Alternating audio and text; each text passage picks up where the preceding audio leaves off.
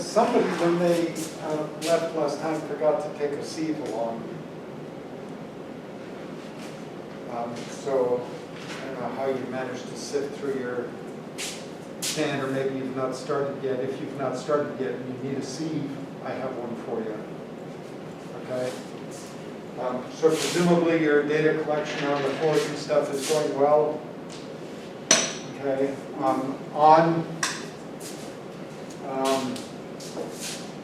On Wednesday, we're going to try to analyze our data.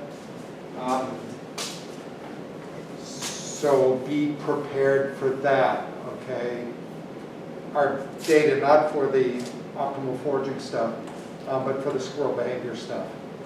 So we'd like to be ready for an interview with Lorelei on the NSF project. We'd like to be able to do that next week. So if we can do that, if we have everything ready and you guys have been through it all and made all your decisions about your hypotheses before then, that would be fantastic. What you can do to get yourself ready for that data analysis is this. If you go to the web page and you scroll down, there we go. Here are your data. I'm assuming that everybody has submitted their data. Okay? If you've not, then get it to me as soon as you can so that I can replace this with the complete updated spreadsheet that has everybody's data in there. When you look at that spreadsheet, you realize that some people messed up here and there. It should be obvious what you need to do to correct it, but all of the data for everybody is in there.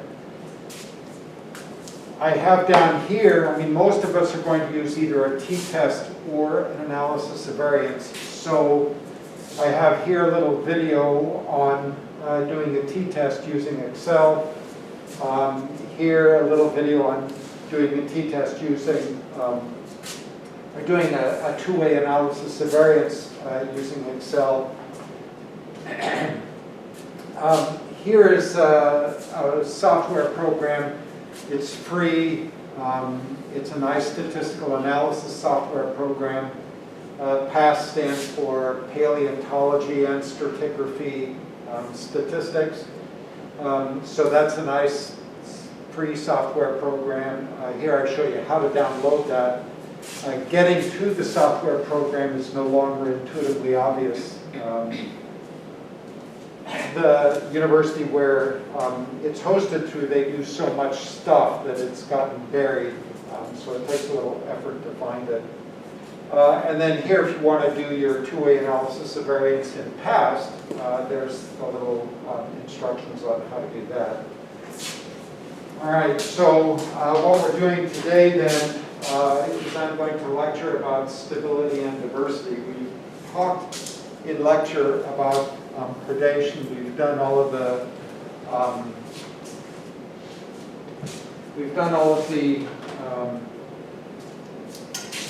phase plane analyses for predator-prey interactions, all of that sort of stuff. So now what we're trying to do is understand in a little bit more detail why one particular area has a certain number of species and not fewer or not more.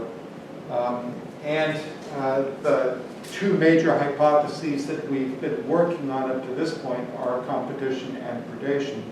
And we're going to continue with that a little bit. There is much more that's going on, and hopefully you'll get a sense of that in the lecture today. So let's see if this works.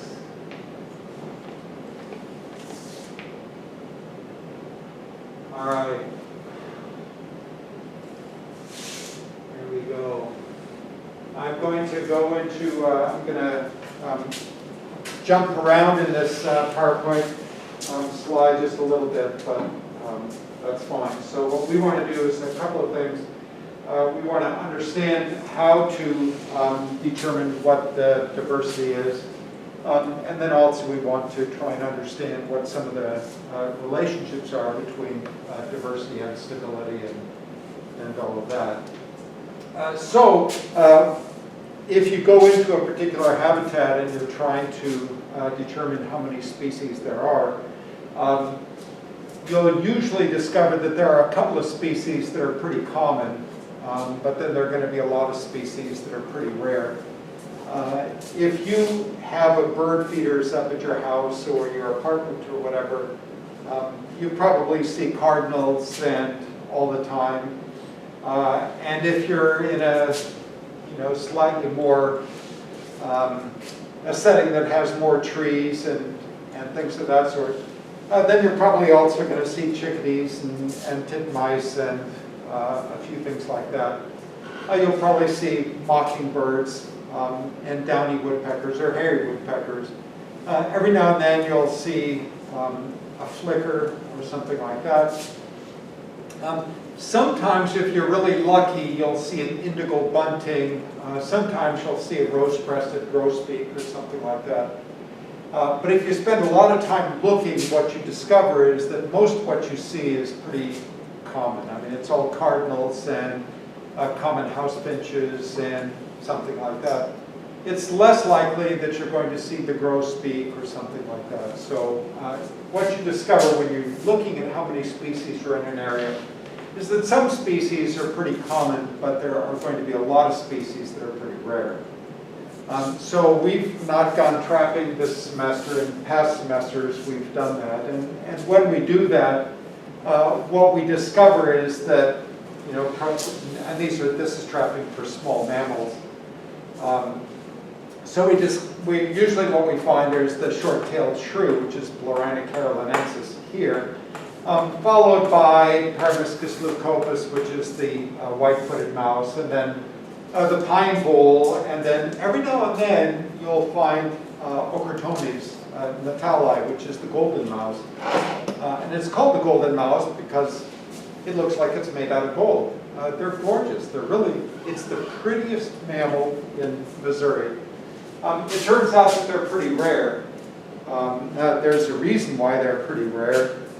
They're restricted to certain kinds of habitats.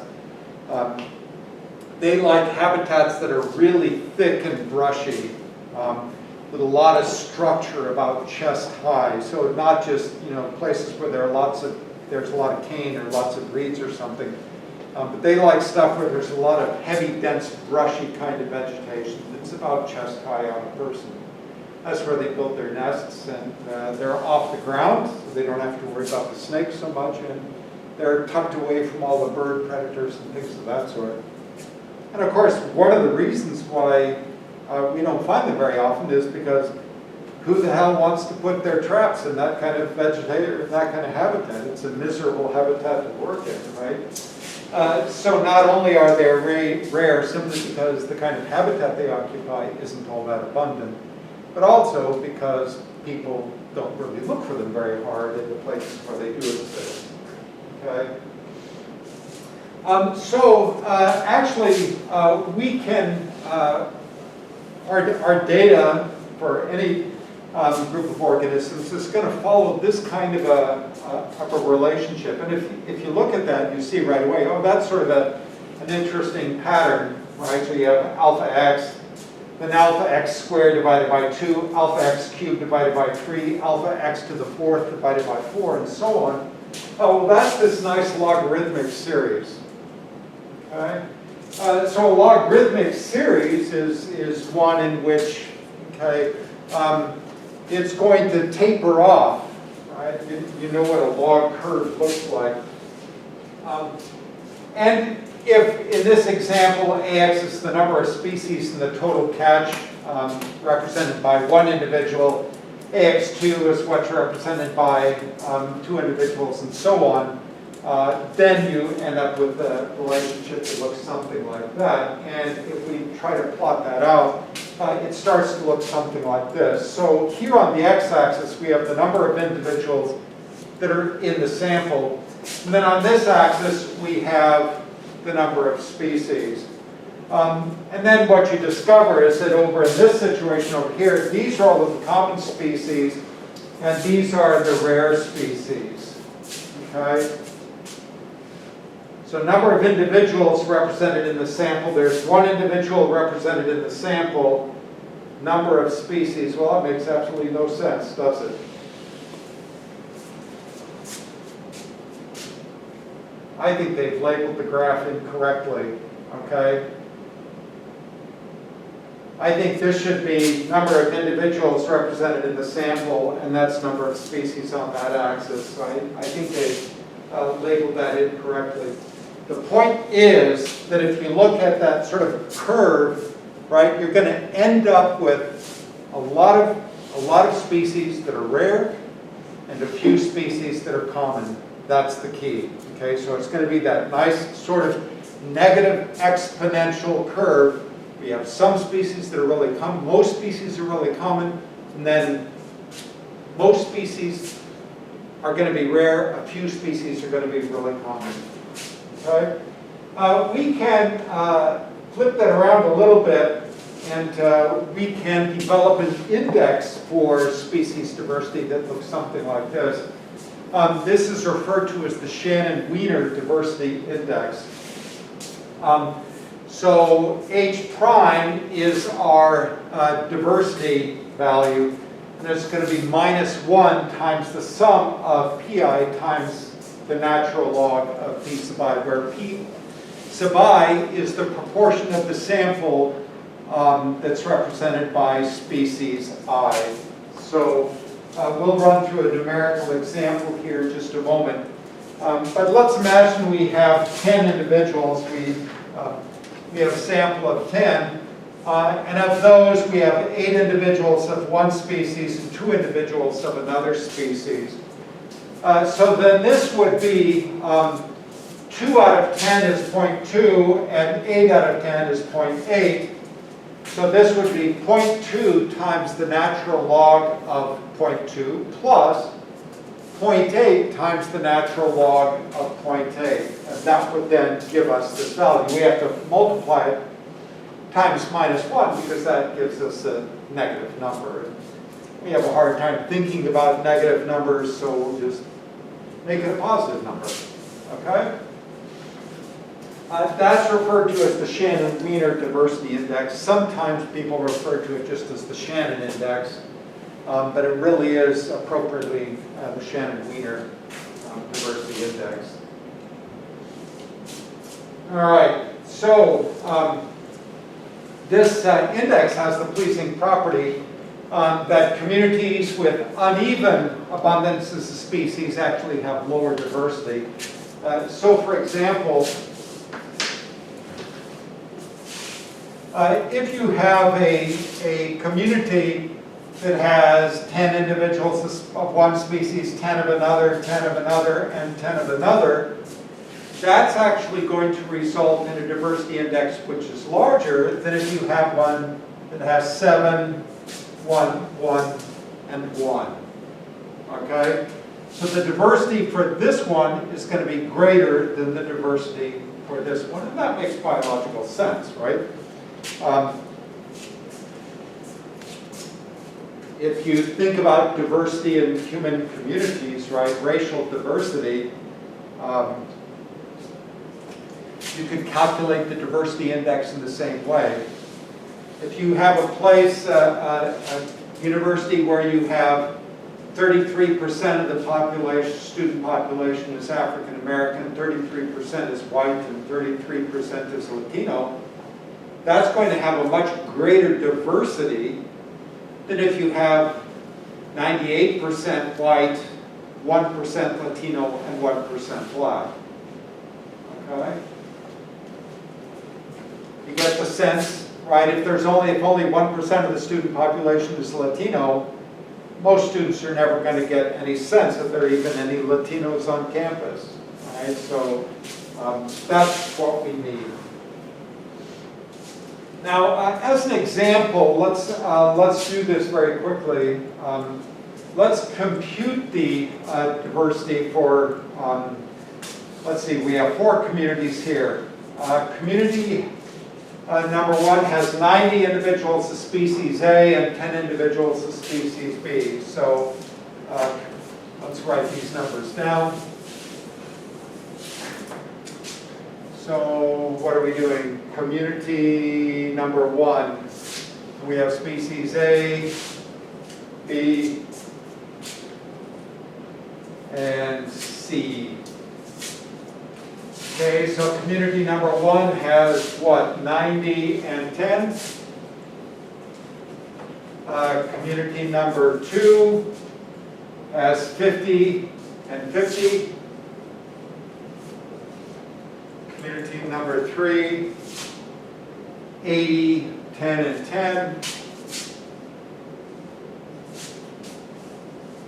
And community number 4 has 33.3. I know it's hard to find a third of a species, 33.3, but there it is. Okay. So if we do that calculation, it's then going to be 0.9 times the natural log of 0.9 plus 0.1 times the natural log of 0.1. Okay, multiplied by -1. Here we have 0.5 times the natural log of 0.5 plus 0.5 times the natural log of 0.5. Here we would have 0.8 times the natural log of 0.8 plus 0.1 times the natural log of 0.1 plus 0.1 times the natural log of 0.1, and all of that times -1 and so on. And if we do that, here's what we come up with. Community 1 has a diversity index of 0.33. That's 0.33. Community 2 has 0.69. Community 3 is 0.70. And community 4 is 1.1.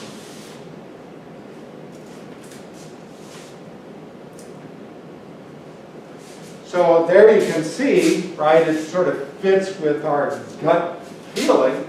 The community that has the greatest diversity is the one that has all the species that are relatively even, okay? The one with the lowest diversity is this one that has a superabundance of one and relatively few of the other, okay? So that makes perfect sense. Notice that community 3 is more diverse than community 2. Well, this one is even, right? Both two species evenly distributed. This one's a little bit higher. There's an uneven distribution, but it has 3 species, okay? So it's not a strict, perfect correlation, but it does give you this nice sense that the more species you have, the greater the diversity, and the more even those species are, the greater the diversity, okay? So it gives us this nice index of what we'd like to see. Now, the other thing that we can look at is we can try and figure out what the evenness of the diversity is. And the way we do that is we develop this new statistic called J, and we simply divide our computed diversity value by what the maximum diversity value could have been. What is the maximum diversity value? That's when each species is evenly distributed.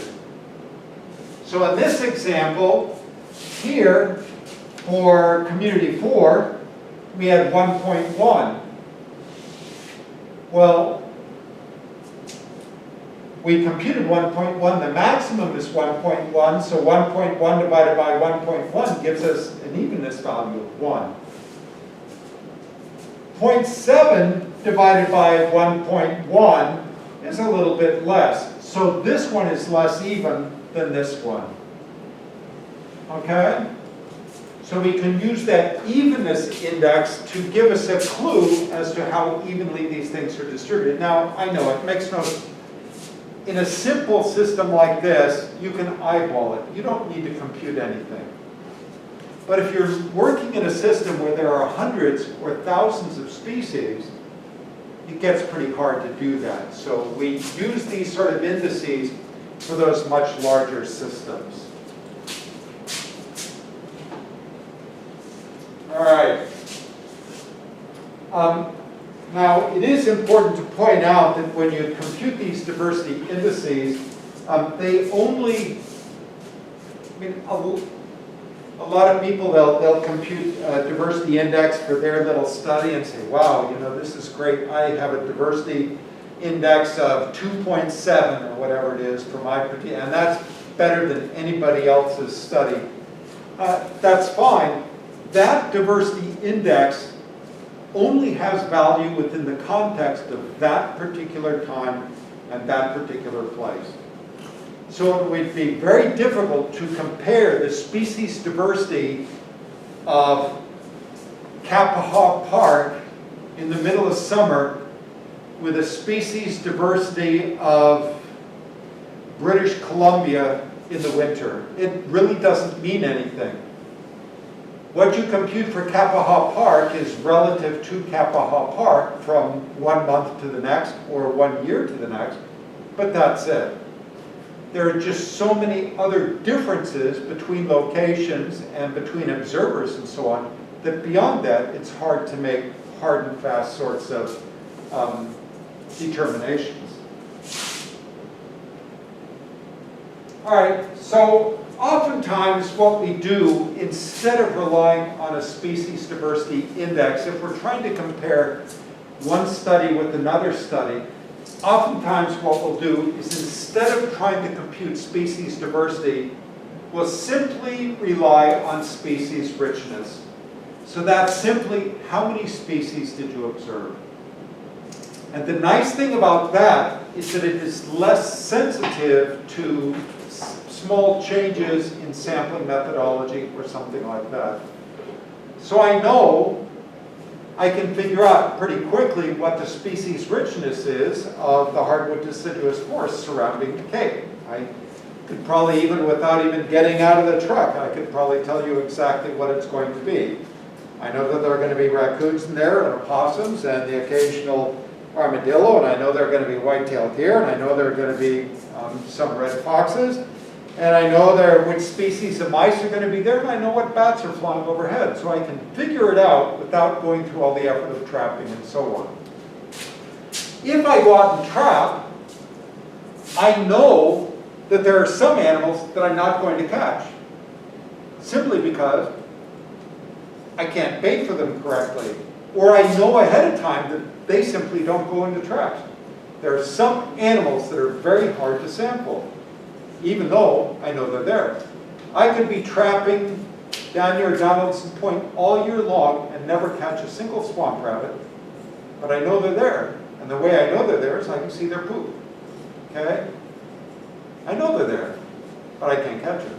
Right? So relying on species richness sort of protects us from the biases, the sampling biases that we would typically encounter. All right, so let's now think a little bit about patterns of species diversity. And in a very general sort of way, we know that in the tropics there are many more species of animals and plants than there are in the temperate zone. And we know that in the temperate zone there are many more species of animals and plants than there are in the Arctic or in the Antarctic. Okay? So there are more than 1,000 species of fish in the Amazon, 456 species of fish in Central America, and only 172 in the Great Lakes. Actually, that number of species in the Amazon, it's many more than 1,000. One of my former graduate students went down to Auburn to do her PhD. And as part of her PhD, they went down to the Amazon and they were sampling just catfish. That's all they were working on. They identified 600 species of catfish in the Amazon. 600 species of catfish. Okay? Most of them just these little tiny fish, like darters or something like that. So that's probably a severe underestimate. Okay? But you get the idea. In the tropics, many more species than in the temperate zones. There are only 7 ant species in Alaska. There are 73 in Iowa, 101 species of ants in Cuba, 134 in Trinidad, and 222 species of ants in Brazil. Same pattern. As you go towards the equator, the number of species goes up really dramatically. All right. Sometimes the patterns are opposite of what you would expect. And the perfect example there would be sandpipers. As you go north, the number of sandpipers increases really dramatically. Okay? I wonder why that is. It's also true that the number of penguin species increases dramatically as you go towards the poles. Not any penguins around the equator, okay? All the penguins are down around the Antarctic, okay? So there are some exceptions to the rule, right? Including penguins, sandpipers, and aphids. Okay, but the general trend, I think, should be pretty obvious. So here, if you look at latitude and number of species, and this is just for mammals, notice that as you go south towards the equator, the number of species increases pretty significantly, okay? So here you are at the Arctic Circle, 60 degrees north, right? And there are about 35 different species of mammals. By the time you get 30 degrees north, so not that far from where we are, you have about 75 or 80 species of mammals. Okay? So these are just the guys with fur, about 80 species or so where we are. And you could make this nice little map that shows these sort of isoclines of mammal species diversity in North America. And I want to spend just a little time looking at this and sort of trying to understand what's going on. Notice what you have, okay? Where do we have relatively few species? That would be in this sort of place right here, about 65. Oh, it gets fewer and fewer as we go north. So only 30 species of mammals up here, 40, 50, 60, 70, right? There's 60, 80, 90, 100, 110. Holy smokes, 110 species of mammals right there. Holy smokes, 100, 110, 120, 130, 140, 150. You get down into Central America, you're up around 160 species of mammals. What is going on? Look at that map, and just looking at that map, why do you have that higher number of mammals right there? Why do you have that peak number of mammals right there?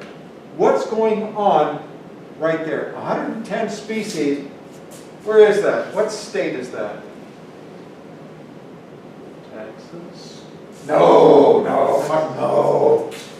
Texas. You know, I'm so sick and tired of Texas. You know, everything is bigger and better in Texas. People from Texas brag all the time about Texas and whatnot. And you know, the next time somebody tells me how great Texas is, I'm going to tell them simply that, you know, we'll divide Alaska in half and make Texas the third largest state. Okay? I mean, Texas. Having lived in New Mexico, right, and you're hiking in the mountains in New Mexico, and all these Texans come up, you know, in the wintertime up to New Mexico. It just pisses you off. And you'd think to yourself, if God wanted Texans to ski, he'd make cow shit white. Okay? I'm sorry. I've finished my rant now. I just have this thing about Texas. Okay? All right. Where is that? Superimpose the map of the states. Don't make me give you a geography quiz with just a map with all the states lined up and ask you to identify each state. You should know all that stuff by now. What state is that right there? All right, that's California, that's Baja. What's right there? Hey, that's all Mexico, right? It's New Mexico. It's right on the corner between New Mexico and Arizona. Okay? So that right there Okay? That right there is right there. It's in Hidalgo County, New Mexico, and right across the river, there's the Blue River, right across the river. The Blue River goes right through there. You have these mountains in Arizona. There's one little peak that extends over to New Mexico, and that's where the Chiricahua Mountains are. Okay, so it's the Chiricahua Mountains of Arizona, and that's where the American Museum has a field station. And you guys can volunteer and work at that field station if, you know, for internships or whatever. It's summer work. It's an awesome place to work. And all these biologists from the American Museum and the Smithsonian and Berkeley and all these other big museums go down there to do their field work and do their collecting. You meet a lot of amazing people down there in the Chiricahua Mountains. Okay? But it's the mountains. And it's an area that is surrounded by sagebrush and creosote and desert. Sonoran Desert on one side, Mojave Desert on the other side, Chihuahuan Desert down below, and then this mountain peak. Okay? And that's where you get all of these mammals. And it's not just mammal diversity that peaks there, it's bird diversity as well. I used to do a little work down there on reptiles, and while I was there were all these ornithologists down there, and all these they go down there because they're trying to identify certain species of birds. And there's one bird in particular that goes through there called the coppery-tailed trogon, and it has this very unique kind of call. I'm working in there in the field station one day, and all these birders, they come in, oh, we didn't see it, but we heard it, we heard it, we heard it. They had heard this coppery-tailed trogon calling. And it turns out it was another researcher who was down there with an audio machine, a tape player, and he was playing recordings trying to call in the coppery-tailed trogon. So all these guys were all excited about hearing coppery-tailed trogons. What they were listening to is a recording of another ornithologist. All right, but there it is. You notice the diversity gets greater as you go south. In general, Chiricahua Mountains, what's that? Appalachians. The Appalachians. Okay. What's that? The Sierras. Okay.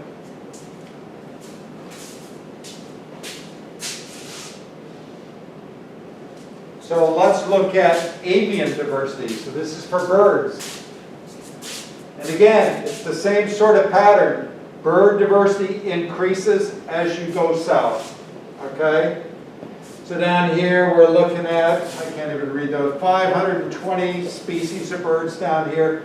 As you go north, the number of species decreases. So the first question is, why does the diversity of birds and mammals decrease as you go north?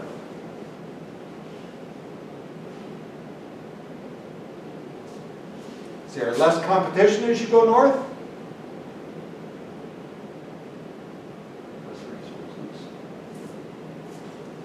What's different about being in the north? Has anybody here ever been, for example, in Fairbanks, Alaska?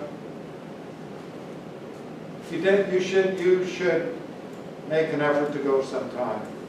Or to Denali, okay, National Park, you should make an effort to go.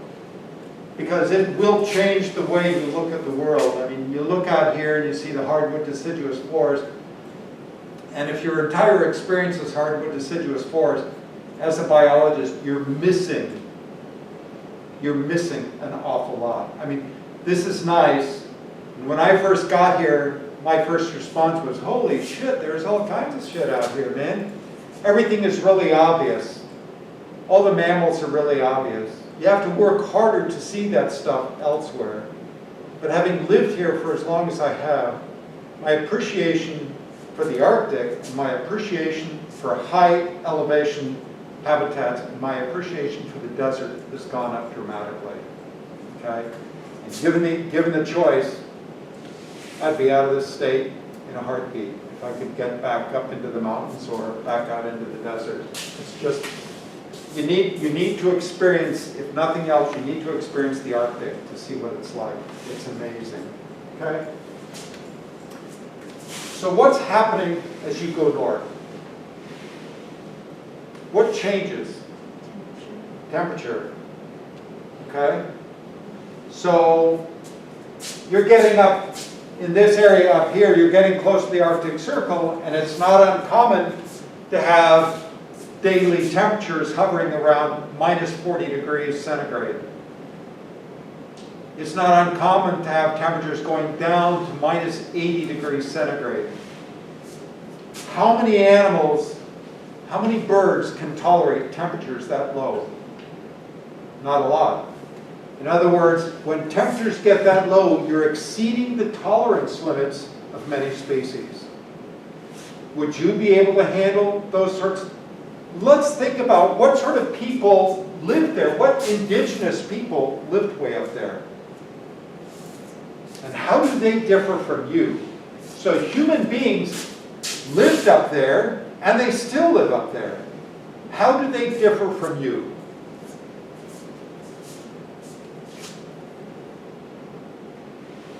How do they differ morphologically? So how do their body shapes differ from you?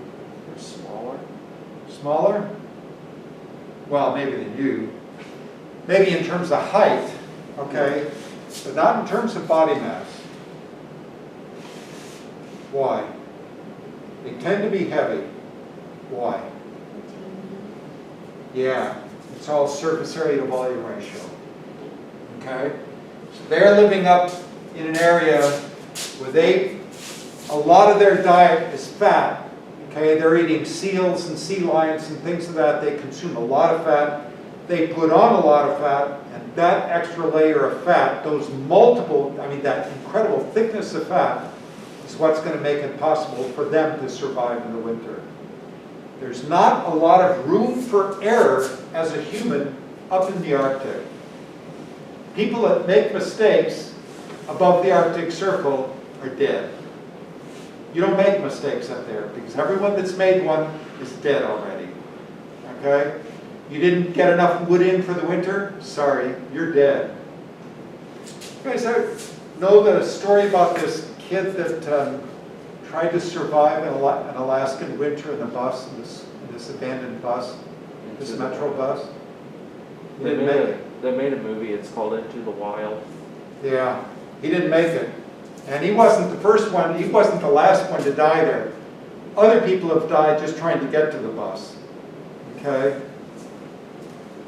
It's a very unforgiving habitat, and not just for us, right, but for other animals as well. There's no room for error. You're on a tight energy budget. And if the budget gets exceeded, you don't make an extra withdrawal at the bank, you don't get a loan, you die. All right? So the number of species that can tolerate that goes down rather dramatically. What else is changing?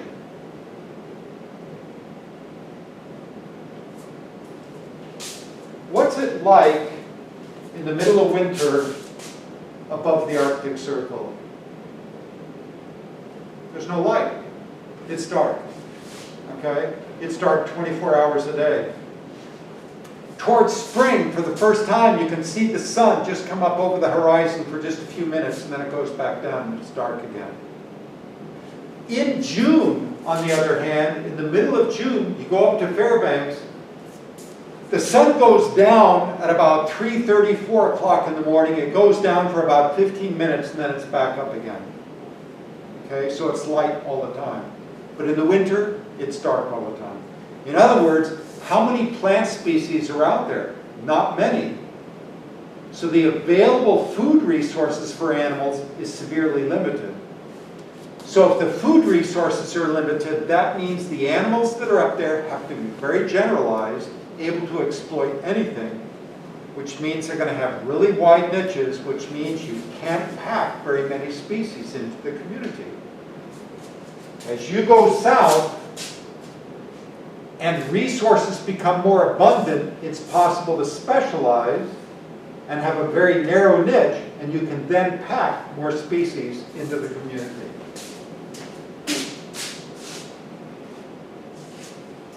All right, so we've talked about some of these hypotheses already. We've talked about predation and competition. There's also this spatial heterogeneity thing. We talked about that in reference to comparing Missouri with New Mexico. In Missouri, we've got the Ozarks, such as they are, the swamps, and then the glaciated plains, and that's it. You go to New Mexico, a state roughly the same size as Missouri, roughly the same latitude, and you've got everything from alpine fell fields to right there on the edge of the Chihuahuan Desert, and everything in between. So the spatial heterogeneity is enormous, and as a result, there are many more species in New Mexico than in Missouri. Then there are the time hypotheses, evolutionary time and ecological time. More about that sort of stuff later. Let's think a little bit about sort of a cool system. If you're interested in understanding how communities work, this cool system that is just, I think, the perfect experimental system. And those are tide pool habitats. How many people have ever been in the Rocky Intertidal? So either on the Atlantic coast or the Pacific coast? Okay, one person. It's, I mean, if you go to the Gulf Coast, down in Alabama or something, it's all sandy beaches and whatnot. It's a very different, but if you get out onto the Atlantic coast, better yet on the Pacific coast, you get into these rocky intertidal areas. That's an area where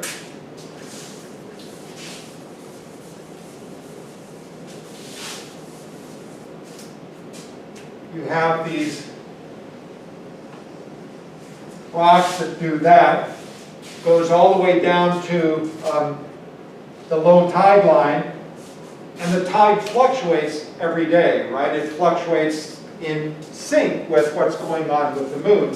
So you get these low tides and you get these high tides, and every now and then you get these super high tides that comes up all the way up there like that. So this little area right here then gets filled in with water. Then the tide goes out, and that's all filled in with water. That's filled in with water, a little bit of water there, water there, water there, water there, so on. This area down here is replenished with water every day. This area up here might be replenished with water maybe only once a week or something, or once a month. Okay? What that means is that resources are flooding in here all the time. Resources up here are not flooding in all the time. Well, what sorts of organisms live in these tide pools? Well, you get starfish, okay, multiple species of chitons, limpets, gooseneck barnacles, things like mussels, okay, acorn barnacles, and then whelks and things of that sort, plus nudibranchs and little tiny fishes and sea anemones and all kinds of stuff like that. So the number of species that you can find in a tide pool is just enormous. And as you look at this habitat, you have that nice gradient from replenished resources all the time to rarely replenished resources. So there's a nice natural experiment. It's in a place where you can manipulate the species that are in the system, because the tide pool is relatively small. And you could do things like remove all the predators, or you could do things like add predators into the system. And of course, if you're looking at that tide pool, what's the environment there going to be like compared to there? Well, this one, the thermal environment is going to be fundamentally different, because once it's exposed and the water has gone out, the temperature is going to climb. The salinity is going to go up. The available oxygen is going to go down. So this is fundamentally different than something down here, but it's this nice natural experiment. Now, when you look at all of those species, what you discover is the patterns of diversity in those tide pools mirrors exactly what you see in mammals and birds. The gradients are on a different scale. We have gradients that go like that, and we have gradients that go latitudinally. What's the tidal flux in a place like Southern California? I don't know, 8 feet, 6 feet, something like that. By the time you get down to Central America, it can be 20 meters or more. So the tidal flux is enormous. The species that can tolerate that sort of stuff is relatively small. Okay? When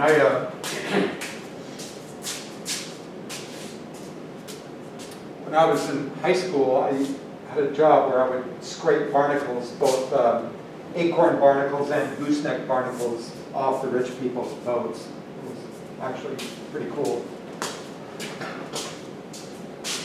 Because you get to hang out in Newport, right, where all the big yachts are, which means all the guys with money. All the guys with money have these yachts, and on the top of the yachts are all these babes in their bikinis and stuff. It was pretty. But, scrape barnacles and check out the babes. It was sort of cool.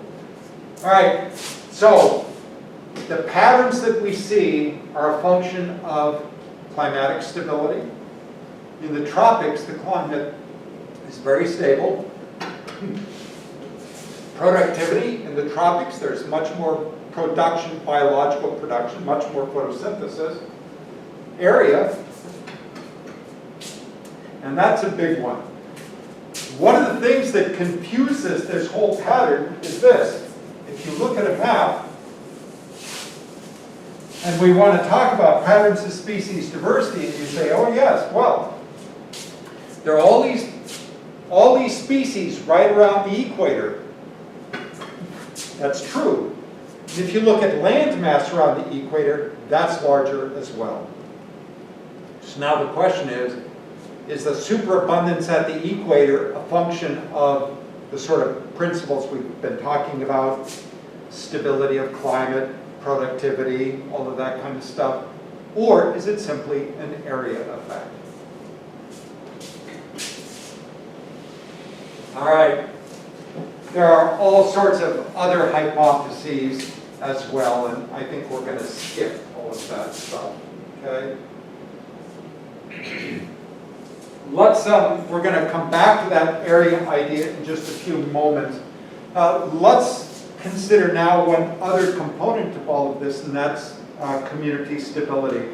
And what that is simply the ability of a community to resist change following a disturbance. So we can think of it as community resistance, right? Or it's the ability of a community to return to its original configuration after some sort of perturbation. So that's resilience, okay? So it's worthwhile thinking about our equilibria when we were doing predator-prey or coexistence among species. The same sort of thing applies to groups of species, right? Whether it's predator-prey or competitors, right?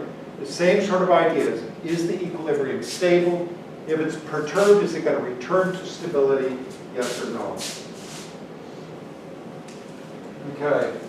Well, if we think about all of that, it turns out that desert communities have high resistance. Estuaries, on the other hand, have low resistance but high resilience. Okay? So, thinking about desert habitats, I grew up in Southern California, so out there in the Mojave all of the time. And one of the things that people in Southern California have a lot of is money. Okay, they're not like you or me, they've got money. And they take that money and they buy toys. So they buy their four-wheel drive trucks and Jeeps and their dirt bikes and their motorcycles and all of that. and they go out into the desert, and they just race around all over the desert. And their view is there's nothing out there, so they're not hurting anything by just racing around in the desert.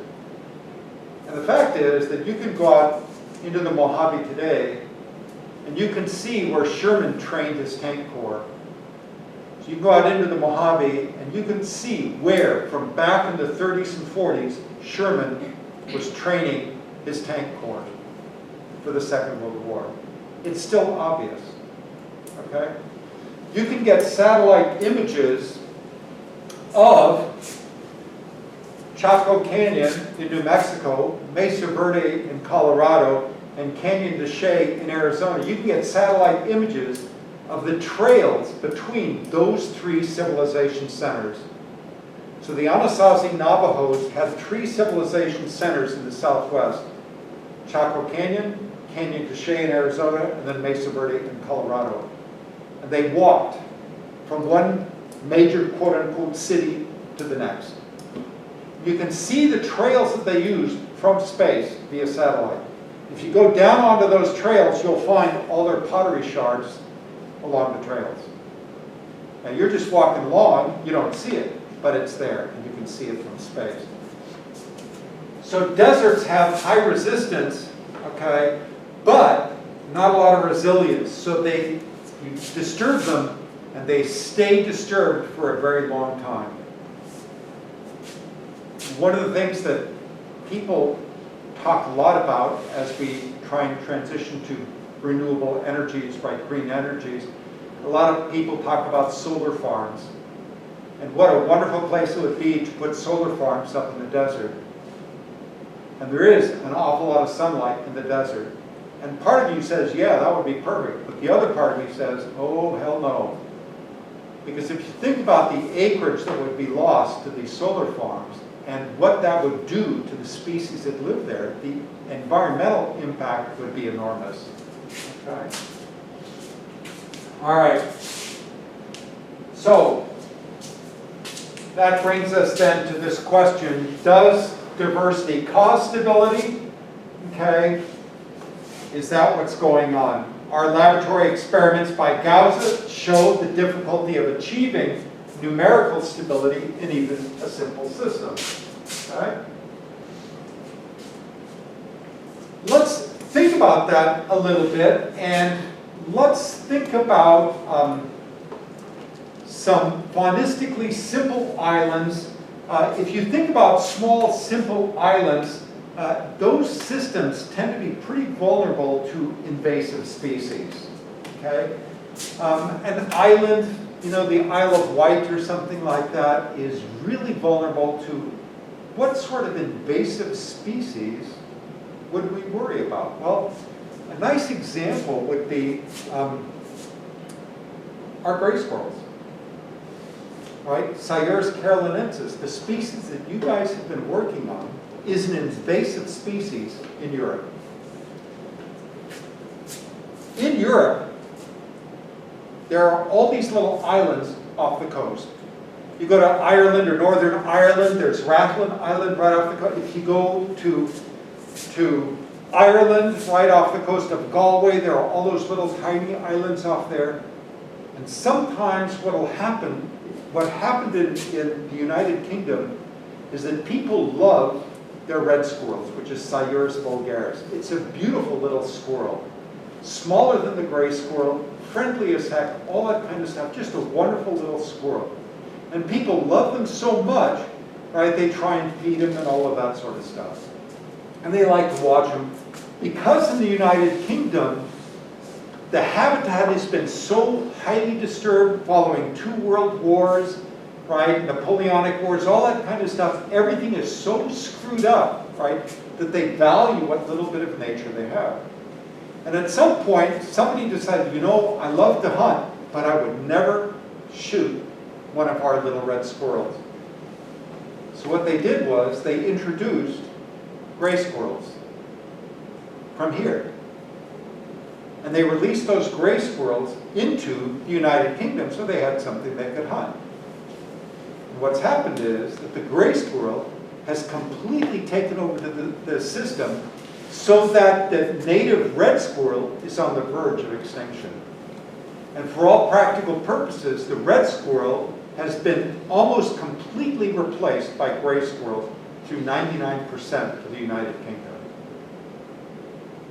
So it was a system that wasn't very resistant to the invasion of this novel species. If you think about tropical rainforests, you don't get insect outbreaks like you do in the temperate zone. The Bible is full of all of these stories about famines and outbreaks of locusts and plagues of locusts and things of that sort. All that stuff happens in temperate zones. It doesn't happen in the tropics. Okay?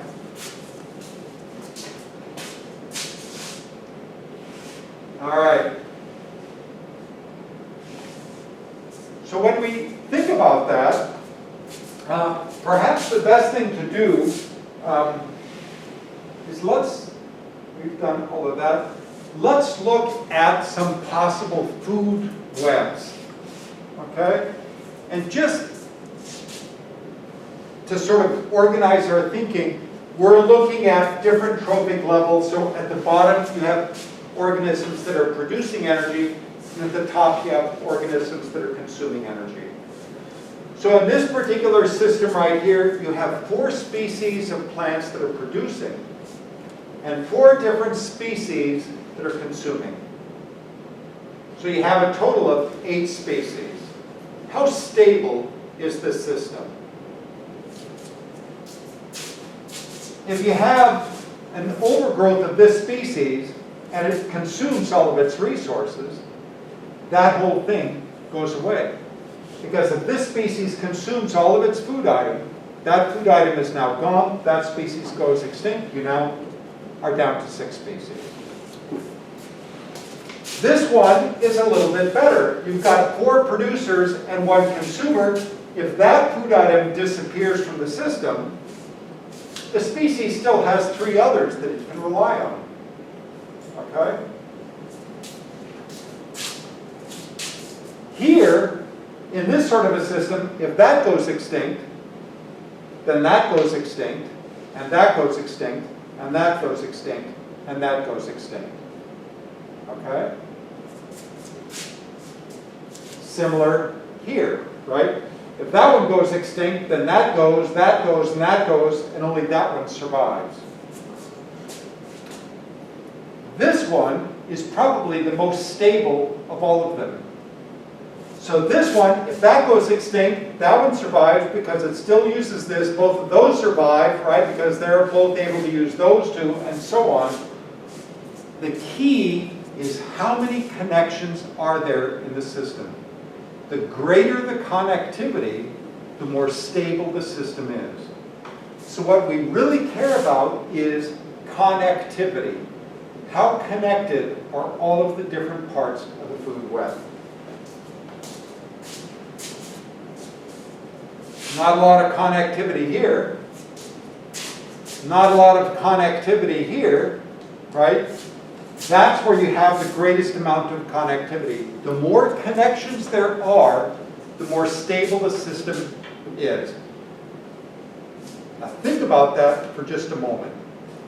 Let's imagine that. Let's imagine that some species of mouse in Missouri goes extinct. Fine. Who cares about mice, right? But because that mouse has gone extinct, it's a little bit harder for the foxes. Another mouse goes extinct. Now the fox is threatened. The fox goes extinct. We're hunting bobcats, okay? Or we're exterminating skunks. Spotted skunks. What happened to spotted skunks in Missouri? They're virtually extinct in the state of Missouri. They used to be abundant in Missouri. They're virtually extinct. On Sprigg, as you go north on Sprigg towards Lexington, there was where they've just built that whole new huge apartment complex. Right before they built that apartment complex, we discovered there were 2 spotted skunks living in that woodlot. We alerted NBC, and we wanted to get permission from NBC and to go in and do some camera trapping to confirm that they were in there. And NBC couldn't get permission from the landowners. And the landowners went in there, they bulldozed it, they burned it, and they put it before any work could get done on determining if the endangered spotted skunk was there or not. All right, so connectivity is the key. As you start removing species, the system becomes unstable. It's almost like a house of cards, okay? You build this nice elaborate house of cards, and every time you remove a species, the species goes extinct, the house of cards becomes a little bit less stable. Till ultimately, the house of cards collapses on itself, and the system cycles out of control. That's why it's important to preserve as many possible species as you can, because you want to maintain connectivity, you want to maintain stability of the system. So it's true. Who the hell cares about this little mouse? Or who the hell cares about this little finch? Or who the heck cares about this species of rabbit? Or this species of fox? Right? It's just one species. We got plenty more. Who the hell cares about these little salamanders or these little frogs? The point is that every time you lose one of those species, the connectivity in the system goes down. And once the connectivity goes below a certain point, the system is unstable and it collapses. All right.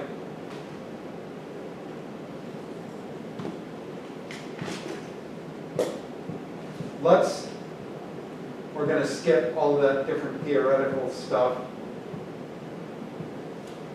Here's what I want to do. Let's look at this from a slightly different perspective, okay? There have been some pretty cool natural experiments in the past. One is Krakatoa that had a volcanic eruption back in 1883, or Mount St. Helens that had a volcanic eruption back in 1980. So that was all long before you guys were born, even Mount St. Helens when that blew. I watched that thing on television when we knew for like days and days ahead of time that something was happening on Mount St. Helens. And the Forest Service was out there trying to evacuate everybody off the mountain. And there were a number of people that said, nah, I'm staying, you know, this mountain has been my friend my whole life, you know, all that sort of stuff. And of course, shortly thereafter, the whole top of the mountain just blew right off, and everything down below it was covered in ash. So it was completely denuded. If you look at Mount St. Helens now, it looks normal, right? Because it's all been revegetated since then. But it was a dramatic event, and there were a lot of people that lost their lives when it erupted, those people that refused to evacuate. Krakatoa is this island, and when that thing erupted, the whole island was completely denuded. So there's nothing there. And people started going back to the island as soon as you could, right? And people started looking at how the island was recolonized by biological systems, right, as a biological system. The downside was that we didn't know not nearly enough back then as we know now. So when people went onto the island back then, they weren't going on in a sterile fashion. They were going on in the regular field clothes, covered with all the bacteria and yeast and fungi that they carry on their bodies and all the little parasites, and they go to the bathroom while they're out there and deposit more parasite. So they infected the system, but even so, you can look at what happened to the life, the diversity on Krakatoa after the eruption, and it very quickly returns to the diversity that it had prior to how the island blew up, or prior to when the island blew up. So let's think now a little bit about an island system and ask the question, how many species do you expect to see on an island? Okay? And let me motivate that.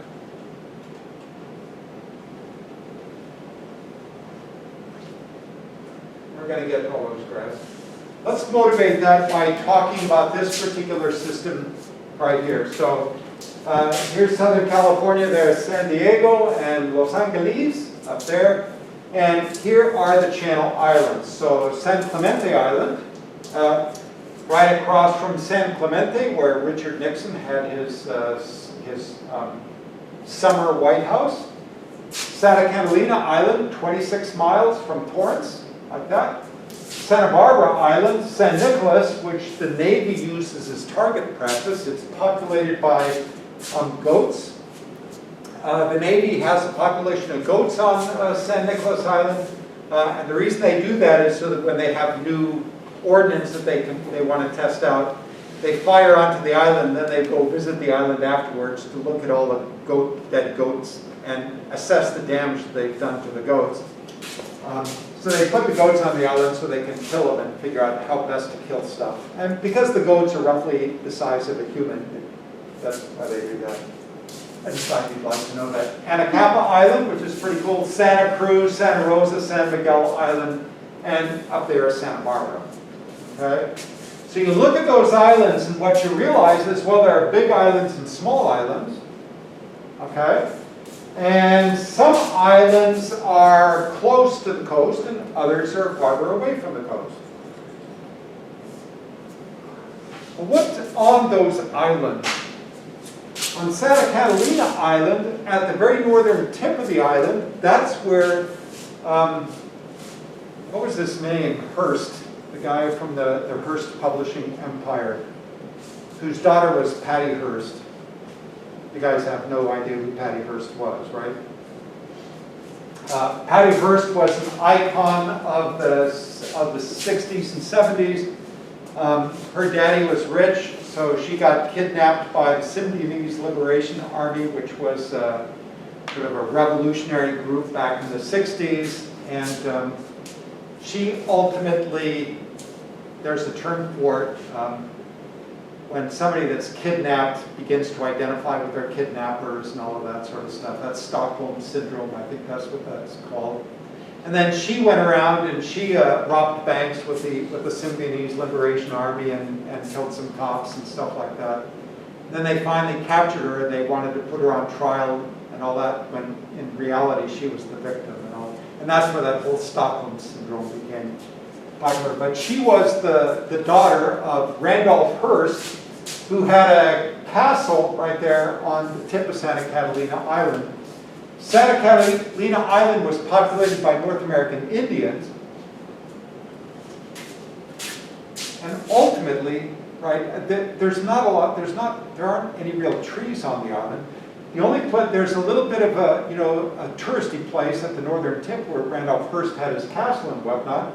And University of Southern California has a marine lab there on the island, but that's it. You can go out there on a boat, you can go out there and fly out to the island and all that sort of, do a little touristy thing. But aside from that, it's all wildlife on that island, including feral hogs, which Blake McCann, who was our wildlife biologist before you got here, he was the one that was responsible for removing all the feral pigs from Santa Catalina. He shot the last pig on Catalina. So 3 cheers for Blake McCann. Okay. All right. So what else is on those islands? Foxes. We have in Missouri 2 species of foxes. We have red foxes, right? Vulpes vulpes, and we have gray foxes, Eurocyon, Cinerio argenteus. On Santa Catalina Island is a fox, Eurocyon, same genus as our gray fox, but littoralis.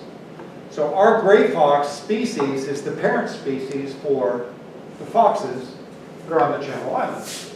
And it turns out that each Channel Island has its own species of fox. Each Channel Island has its own, it's all Eurocyon littoralis, but each is a different subspecies. So they are distinct enough racially that you can tell the difference between them, and you can see the differences between those different species, subspecies of foxes. So the question is, how did they get there?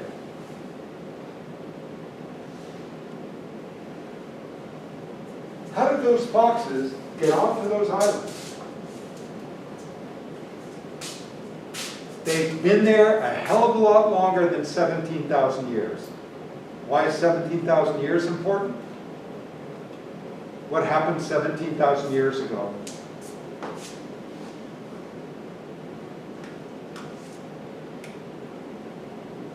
Seems like only yesterday. What happened 17,000 years ago in North America? Might have been a little bit longer ago. Might have been 25,000 years ago. But our best guess is somewhere around 17,000 years ago. Humans came across Beringia into North America, made it down, right, all the way down into California, and from there down into Central America and South America. All that took place 17,000, 20,000 years ago. So long before the birth of Christ, the Indians were there. Okay? And we know that the Indians got out to Catalina Island. But these other islands? Don't know. You think the Indians would have taken foxes out onto the islands? Even if they did, even if they took gray foxes and put them on each of those islands, 17,000 years is not sufficiently long to see the changes that we see, the differences that we see in those island foxes and the mainland foxes. In other words, those foxes have been on those islands for a hell of a lot longer than 17,000 years. They've probably been on those islands, you know, for 500,000 or 1,000,000 years, something along those lines. So how did they get there? What are the possibilities?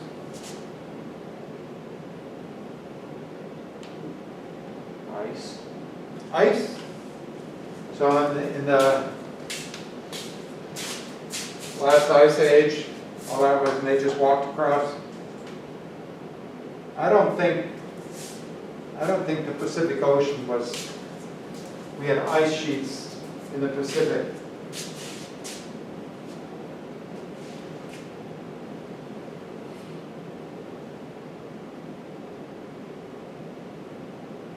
I know. Some osprey was really hungry, swooped down, caught a fox, flew up into the air, got caught by a hurricane, blown out, dropped the damn fox right over Santa Catalina. And that happened each and every time for each of those islands.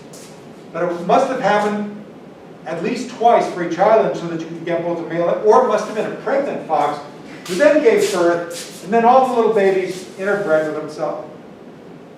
That's possible. Unlikely, but possible. What else?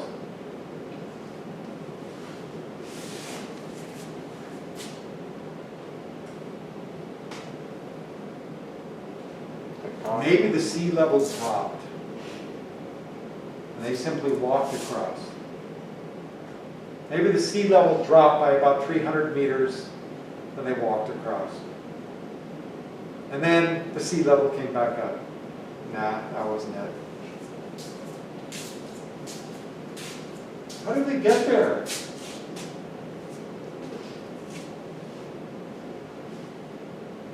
What are the possibilities?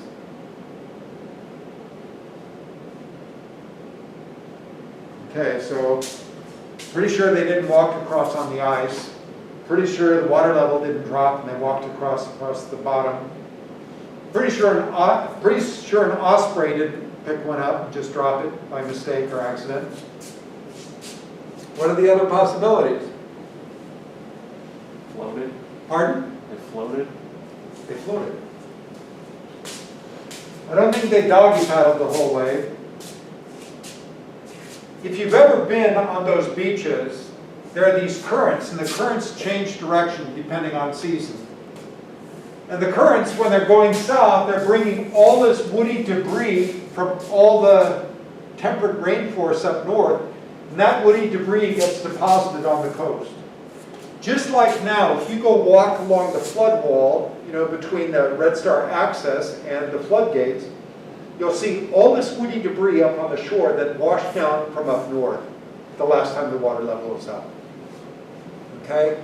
Giant logs, an enormous amount of debris.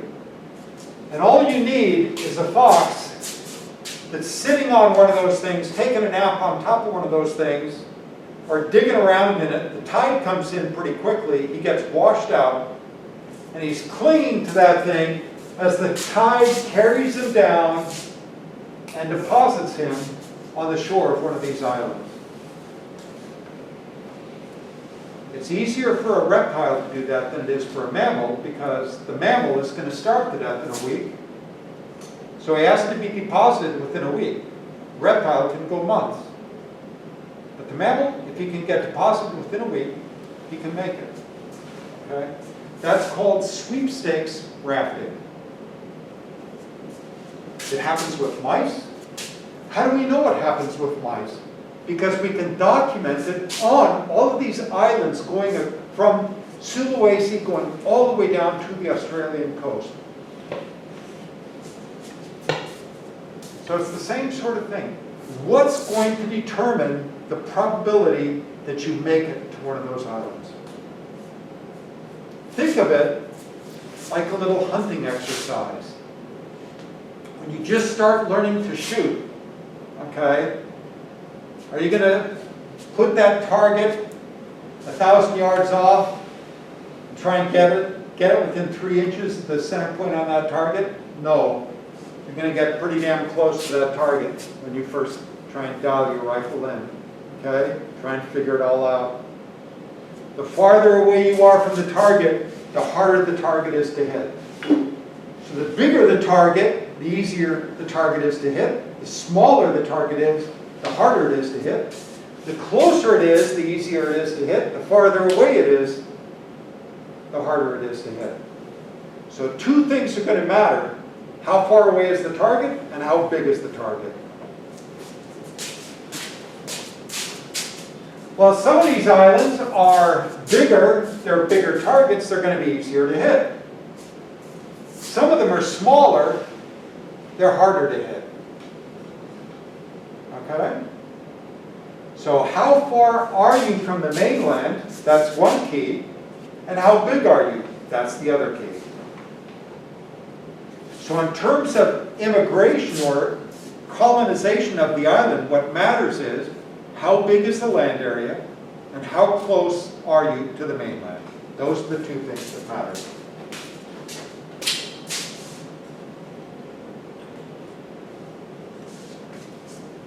So here is another island system. What state is this? Idaho. Pardon? Is it Idaho? No. Idaho is flat on the bottom.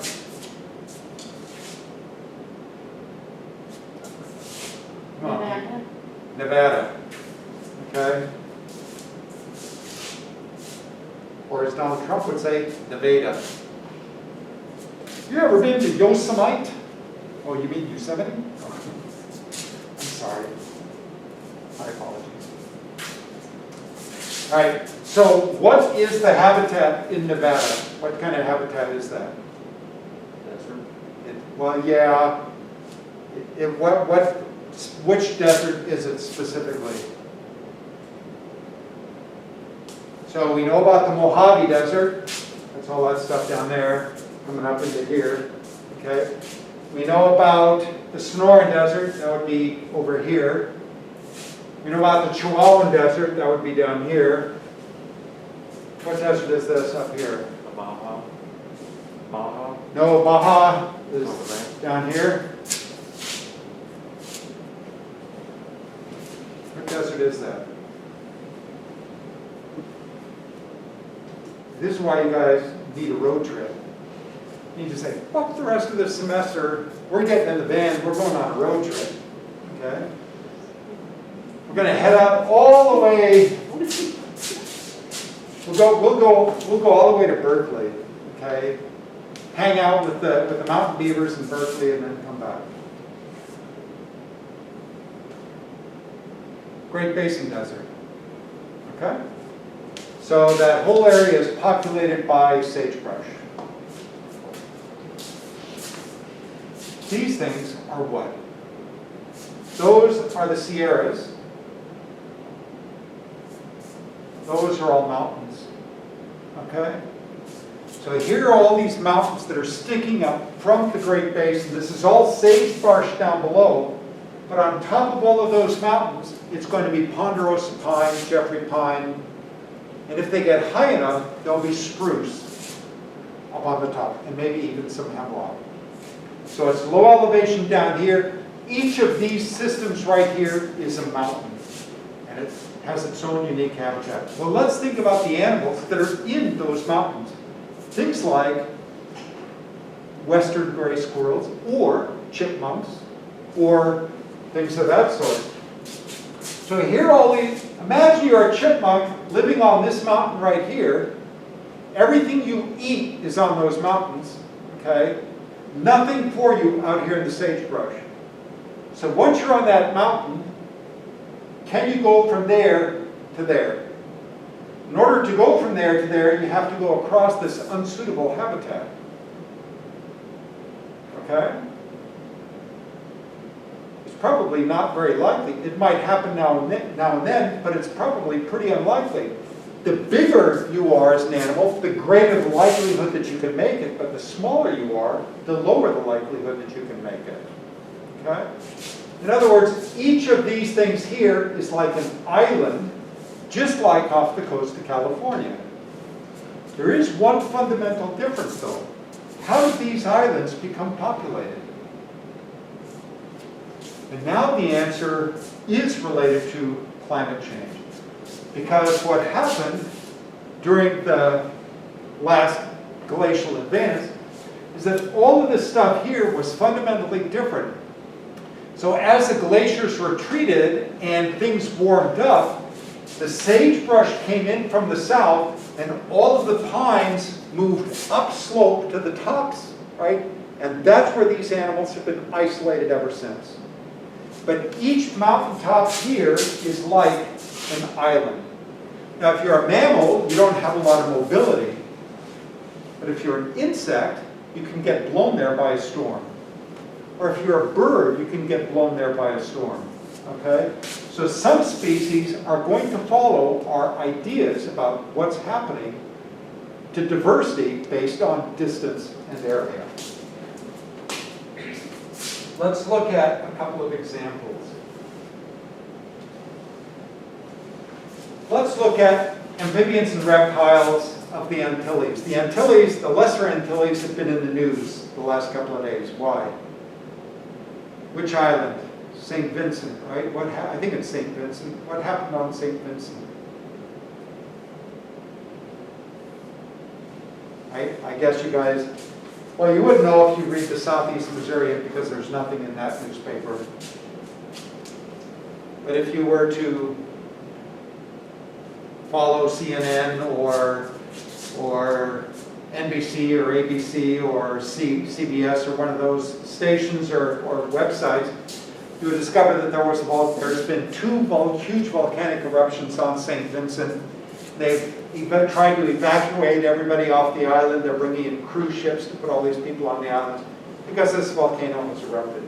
That's part of the Antilles. So the Antilles is this curve of islands that is going from, so there's Venezuela right there. The Antilles are these islands that go all the way up like that, all the way up to Cuba, right, and the Dominican Republic and Haiti and all of those places. And then over here is Florida, like that. Okay? So those are the Lesser Antilles, and Cuba, the Dominican Republic, Haiti, all those places, those are the Greater Antilles. And these Lesser Antilles they're like that. What formed those islands? What happened about 65, 70 million years ago? Meteor. Yes, this giant meteor struck the Earth right there in the Caribbean, what we now call the Caribbean, created the rubble that was thrown up, right, the shifting of the tectonic plates, resulted in those islands. That's where those things are formed. So, if you look at where did the reptiles and the amphibians come from that are on those islands? 65 million years ago, they weren't there because the islands were just formed.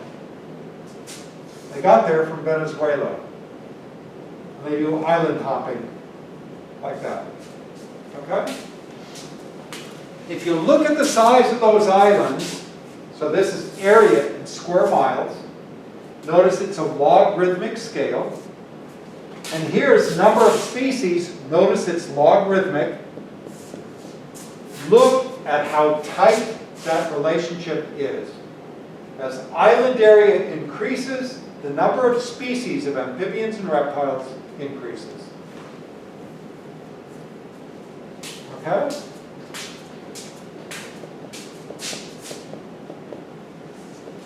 Flowering plants in England. You look at forest patches, area in square miles, number of plant species, the same sort of relationship. As the area of a habitat increases, the number of species goes up.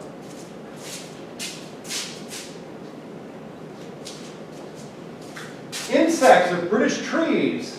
Okay, open dots are introduced species, range of the host tree, associated insect species. As the range of the host tree increases, right, as the tree is found in over a greater and greater area, the number of species that parasitize it or live on it goes up as well.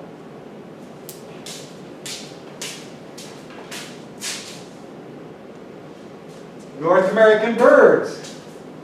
Area of the habitat, number of species, same sort of pattern. You see the pattern?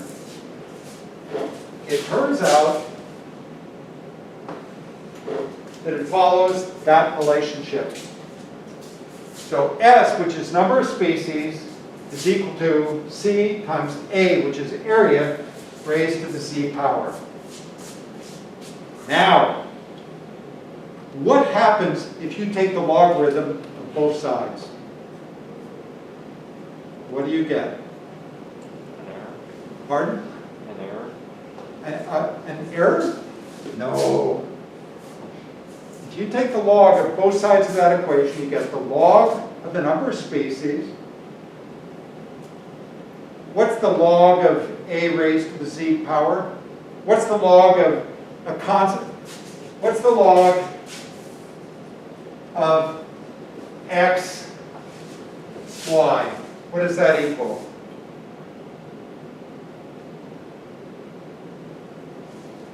The log of xy is equal to what?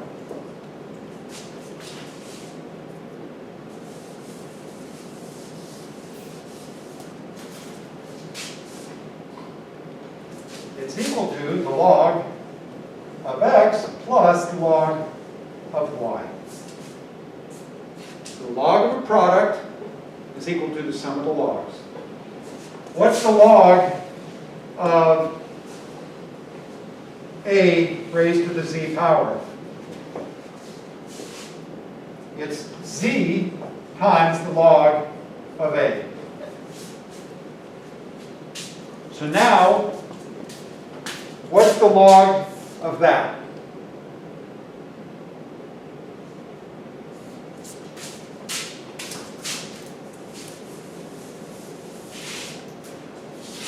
The log of C A to the Z. C A to the Z is equal to the log of C plus Z times the log of A.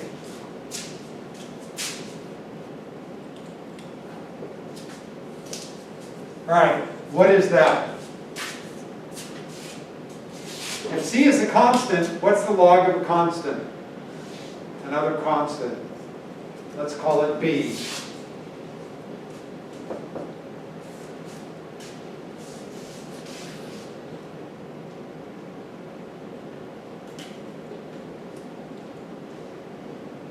Let's call Z M. The log of A, let's call that X.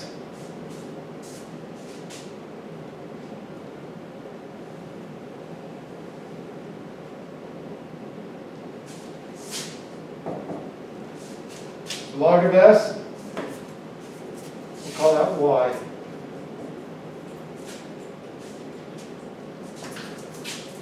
Let's rearrange it. Y equals M x plus b. What is that? Equation for slope. Part? The equation for slope. It's the equation of a line.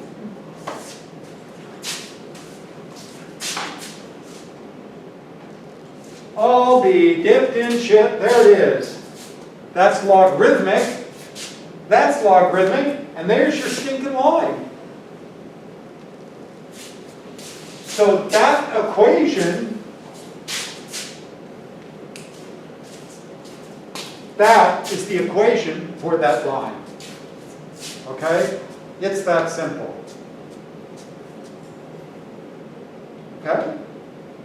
It's not higher math, it's just basic algebra.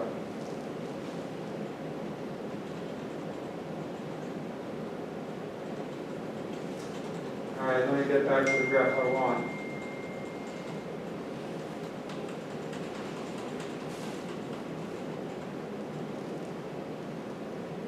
It's here somewhere.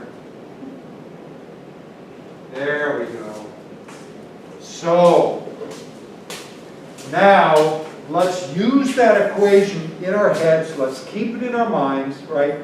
We know that as the area increases, the number of species is greater. Okay? Why is the number of species greater when the area is larger? Because the target is bigger and or the target is closer. Okay? Remember we talked about that. It's easier to hit a big target than a small target. The target is closer, it's easier to hit than if it's far away. So when we think about how many species are in a system, we can look at the immigration rate and the extinction rate. As the number of species increases, what happens to the immigration rate of new species?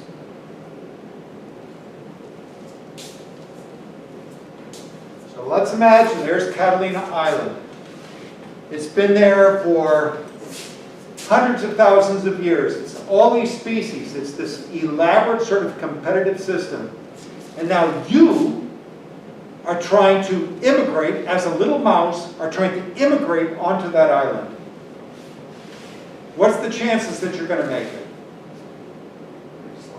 Low. Because there are all these other species using everything. Just like, let's imagine you want to start up your own social media empire right now. Is the system saturated with social media businesses? Yeah, well, there's, TikTok, and there's Facebook, and there's Instagram, and all these different sorts of things. There are a lot of them out there. Hey, we could start something called Parler. Where did that go? What happened to all those people that jumped over to Parler? Where are they now? Back on Facebook. Okay? Hey, Trump wants to start his own social media empire. Great, why not? He should. Why is he not going to make it? Why won't it work? Because the system is saturated. If he wants to start it, he's going to have a server farm. Who's going to give him a server farm? Google? I don't think so. Facebook? I doubt it. Amazon? I don't think so.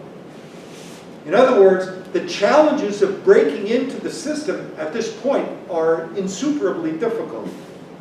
And unless he has some really amazing skills, it's unlikely that he's going to be able to pull it off. Let's imagine you wanted to start your own fast food restaurant chain. And you want to do exactly what Burger King and McDonald's are doing. What's your chance of success? Not good, because the system is saturated. Okay? When the system is saturated, the probability of integrating into the system goes down the more saturated it is. There are this many possible species in the pool. Your chance of immigrating, of breaking it into that system are really low. At the same time, the probability of going extinct goes up. So the greater the number of species that are in this system, the probability that extinctions are going to start happening goes up. So keep that graph in mind. Now, let's look at it from this perspective. This is number of species in the system, and this is the number of species units rate of, so that's the rate of extinction and the rate of immigration, okay? So over here we have rate of immigration, over here we have rate of extinction, just like we had in the previous graph. Let's compare what's happening on a near island versus a far island. Here's a near island. The probability of immigrating is high. Here's a far island. The probability of immigrating to that island is low. Hell, it's farther away. It's a harder target to hit. Okay? Try hitting that 12-inch target from 1,000 yards.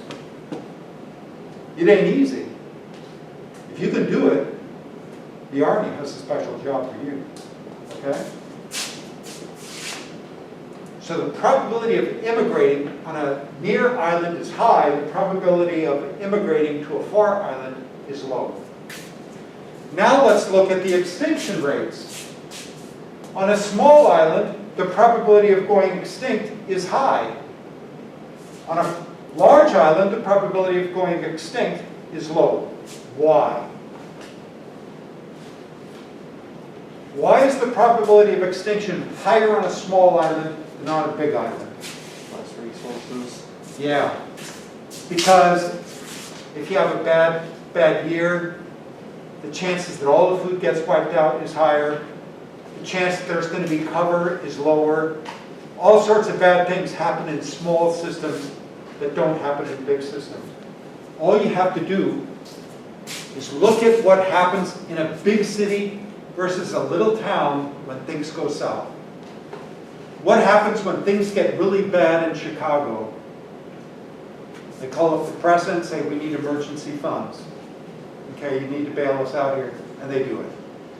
Now, what happens if Risco, Missouri runs into problems? Who do you call? Not even the governor knows who the hell you are, where you're from. Okay? You're out of luck. So in a big system, the chances of making it are much better than in a tiny system. The tiny system is much more vulnerable to perturbations than is the big one. So, we can now look at this and say, where are we going to have the greatest number of species? If I ask you, what's going to have more species in it?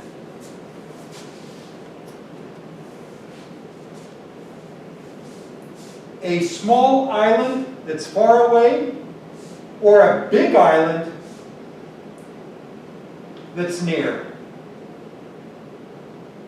Small island that's far,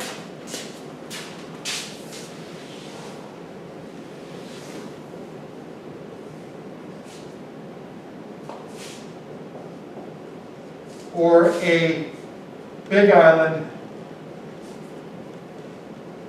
that is near. What does the graph tell you? So a small island that is far. Here are the small islands. Okay? Small islands are these top, is this top bar right here? There's the small island, and it's, what do we say? Small island that's far away.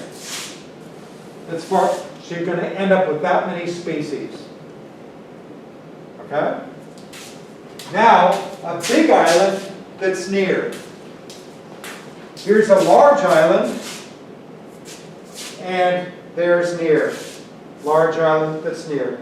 It has this many species. Okay? You see how I use that graph? Awesome. So using this graph, you can predict, right, exactly what you should expect to see based on how far away the island is and how big the island is. It would be the same as if you were trying to hit a target in hunting. The same principle would apply. Okay? So all you do is look for the intersection, size of the island, distance from the island, and find out where the immigration and extinction rates cross one another, and that then gives you the equilibrium number of species. Does it work out? It absolutely effing does. Okay? It works. Okay? So here, boreal birds and mammals in the Great Basin. So this is just looking at those mountaintops in the Great Basin. You find exactly that pattern. How much time do I have? Okay, I have just 2 minutes. All right. All of those ideas came from a guy by the name of Robert MacArthur. So we've talked about Robert MacArthur before. We'll talk about him a little bit more. But Robert MacArthur, together with E.O. Wilson, who is the guy that wrote the book on sociobiology, and is this Harvard ant biologist, those two guys teamed up and wrote this book on island biogeography. So all of those ideas come directly from the work that they did, MacArthur and Wilson. We're going to talk a little bit more about that sort of stuff next time. When we come back on Wednesday, we want to analyze your data for the foraging stuff. Please refresh yourself on t-tests and OVAs. Look at those videos, right? If you have a laptop, please bring it.